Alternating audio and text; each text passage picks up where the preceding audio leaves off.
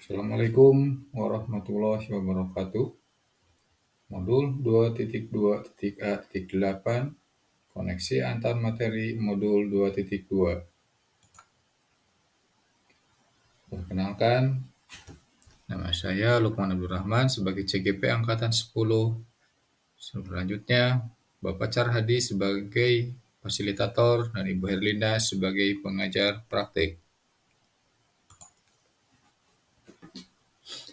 Adapun tujuan tugas koneksi antar materi modul 2.2 adalah CGP melakukan refleksi pengetahuan sebelum, selama, dan sesudah mempelajari modul ini. Pertanyaan pemantik 2.2.A.8 Koneksi antar materi modul 2.2 Pembelajaran sosial dan emosional. Yang pertama, apa kesimpulan tentang perubahan pengetahuan, keterampilan, sikap sebagai pemimpin pembelajaran setelah mempelajari pembelajaran sosial dan emosional? Jawaban: setelah mempelajari pembelajaran sosial dan emosional di modul 2.2, saya menjadi lebih paham tentang pembelajaran sosial dan emosional yang menjadi salah satu cara untuk mewujudkan pembelajaran yang berpihak kepada siswa. Hal ini sangat mendukung keterampilan dan sikap saya sebagai pemimpin pembelajaran, karena dalam pembelajaran saya tidak hanya fokus materi pembelajaran, tetapi juga memperhatikan dan memahami sosial emosional para siswa. Bisa dikatakan dengan memahami pembelajaran sosial emosional, saya tidak hanya memperhatikan otak siswa, tetapi juga memperhatikan hatinya. Yang kedua, apa kaitan pembelajaran sosial dan emosional yang telah Anda pelajari dengan modul-modul sebelumnya? Kaitan modul 2.2 dengan modul 1.1, modul 2.2 yang mempelajari tentang pembelajaran sosial emosional sangat mendukung isi modul 1.1, yakni Filosofi Pendidikan Ki Hajar Dewantara. Salah satu pemikiran Ki Hajar Dewantara adalah mewujudkan pembelajaran yang berhamba pada anak. Pembelajaran ini bisa dikatakan sebagai pembelajaran yang berpihak kepada siswa. Contoh, pembelajaran yang berpihak kepada siswa adalah pelaksanaan pembelajaran sosial emosional. Jadi, guru tidak hanya fokus materi saja, namun juga harus peka terhadap kondisi sosial emosional siswa, sehingga siswa bisa mengikuti pembelajaran dengan rasa aman, nyaman, dan tentunya bahagia. Kaitan modul 2.2 dengan modul 1.1. Modul 2.2 sangat terkait dengan isi modul 1.2 tentang nilai dan peran guru penggerak. Dengan memahami dan memiliki nilai dan peran guru penggerak, seorang guru akan lebih mudah dalam penerapan pembelajaran sosial dan emosional. Pengalaman menerapkan pembelajaran sosial dan emosional yang turut akan mengasah dan meningkatkan nilai dan peran guru penggerak. Kaitan modul 2.2 dengan modul 1.3. Pembelajaran sosial dan emosional akan sangat mendukung visi guru penggerak yang merupakan materi modul 1.3. Untuk mewujudkan visi guru penggerak, pembelajaran sosial emosional bisa menjadi salah satu caranya. Kaitan modul 2.2 dengan modul 1.4. Pembelajaran sosial dan emosional bisa dilakukan dengan beberapa cara oleh guru, di antaranya dengan pembelajaran eksplisit, integrasi dalam pembelajaran, dan menciptakan iklim kelas dalam sekolah. Semua itu akan sangat mendukung budaya positif di sekolah yang sudah dipelajari di modul 1.4.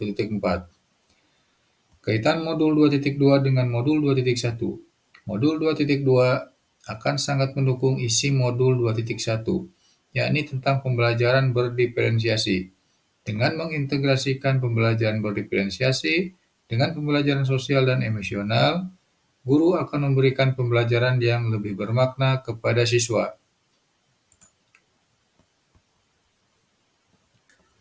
Pengalaman dan pemahaman saya hingga tahap 2.2.A.8 koneksi antar materi modul 2.2. Pertama, sebelum mempelajari modul ini, saya berpikir bahwa pembelajaran yang baik dan memperhatikan perbedaan murid adalah cukup dengan melaksanakan pembelajaran berdiferensiasi, sehingga guru bisa fokus mengajar materi sesuai dengan kemampuan dan minat siswa.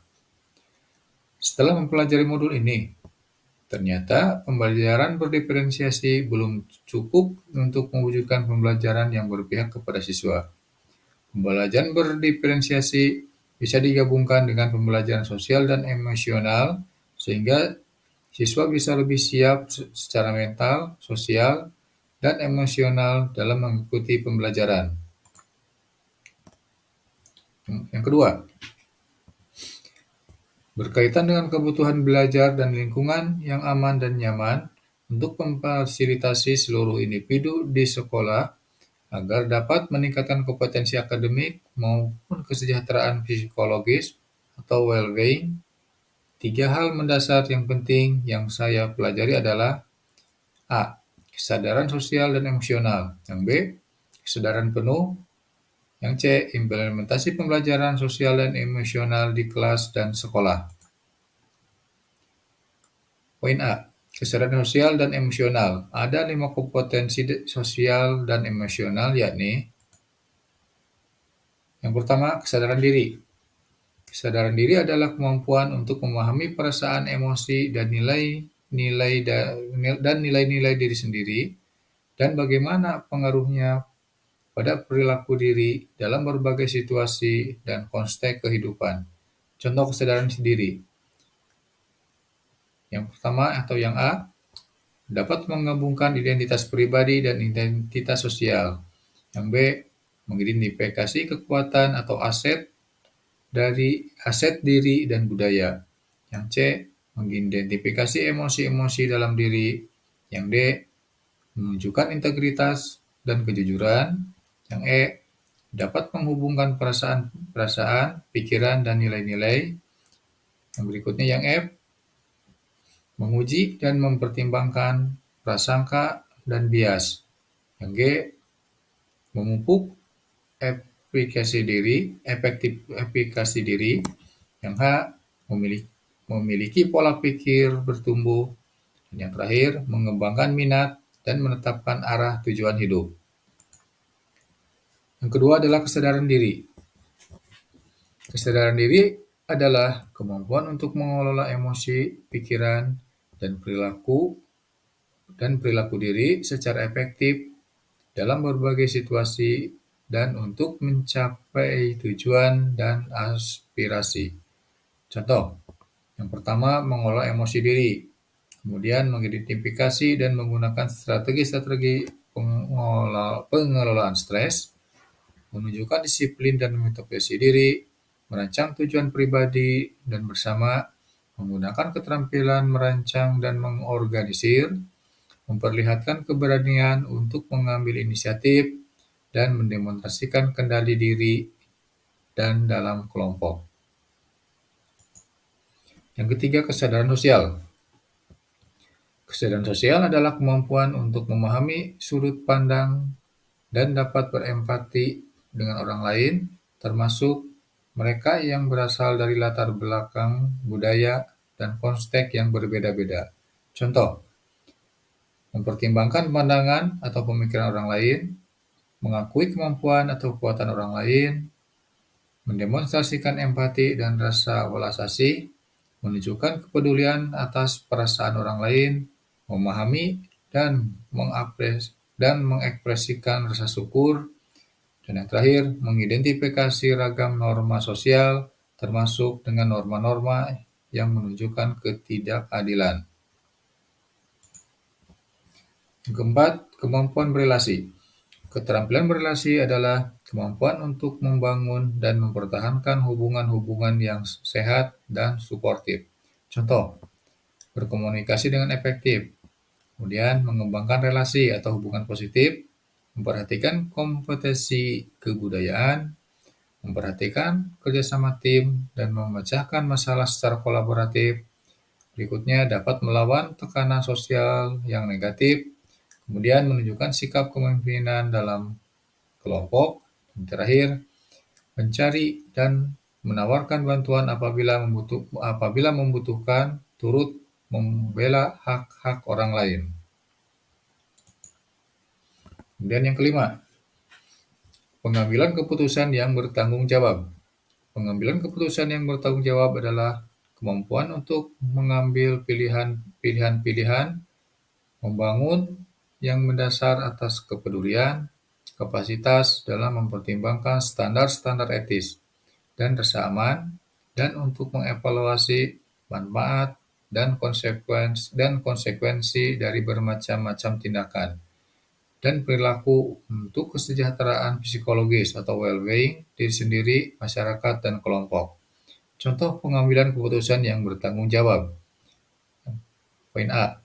Menunjukkan rasa ingin tahu dan keterbukaan pikiran, kemudian mengidentifikasi atau mengenal solusi dari masalah pribadi dan sosial, berlatih membuat keputusan beralasan atau masuk akal setelah menganalisis informasi, data, dan fakta. Kemudian mengantisipasi dan mengevaluasi konsekuensi dari tindakannya. Yang E. Menyadari bahwa keterampilan berpikir kritis sangat berguna baik di dalam maupun di luar lingkungan sekolah. Yang berikutnya, merefleksikan peran seseorang dalam memperkenalkan kesejahteraan psikologis atau well-being diri sendiri, keluarga, dan komunitas. Dan yang terakhir, mengevaluasi dampak atau pengaruh dari seseorang, hubungan interpersonal, komunitas, dan kelembagaan. Yang B. Kesadaran penuh atau mindfulness.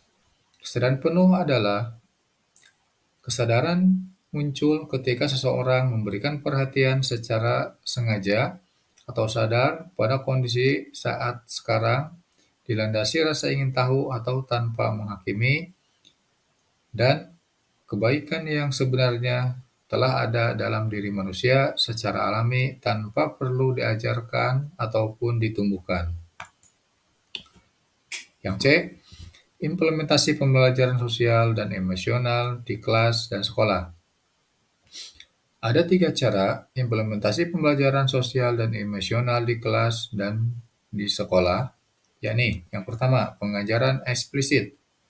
Implementasi PSE dengan pengajaran eksplisit memastikan murid memiliki kesempatan yang konsisten untuk menumbuhkan, melatih, dan berefleksi tentang kompetensi sosial dan emosional dengan cara yang sesuai dan terbuka dengan keragaman budaya. Pengajaran eksplisit (KSE) dapat dilaksanakan dalam bentuk kegiatan kokurikuler dan ekstrakurikuler. Pendidik dapat menggunakan berbagai proyek, acara, atau kegiatan sekolah yang rutin untuk mengajarkan kompetensi sosial dan emosional secara eksplisit. Yang kedua, integrasi dalam praktik mengajar guru dan kurikulum akademik. Untuk mengintegrasikan KSE dalam praktek mengajar guru dan kurikulum akademik, tujuan kompetensi sosial emosional dapat diintegrasikan ke dalam konten pembelajaran dan strategi pembelajaran pada materi akademik serta musik, seni, dan pendidikan jasmani. Yang ketiga, menciptakan iklim kelas dan budaya sekolah. Salah satu upaya mengubah lingkungan sekolah atau iklim kelas dan sekolah adalah melalui praktik guru dan gaya interaksi mereka dengan murid atau dengan mengubah peraturan dan harapan sekolah. Yang ketiga, berkaitan dengan nomor 2, perubahan yang akan saya terapkan di kelas dan sekolah. Yang A. Bagi murid-murid, saya akan merencanakan dan melaksanakan pembelajaran berdiferensiasi, diintegrasikan dengan pembelajaran sosial dan emosional. Selain itu, saya juga akan melaksanakan program-program sekolah yang bisa meningkatkan kompetensi sosial dan emosional siswa.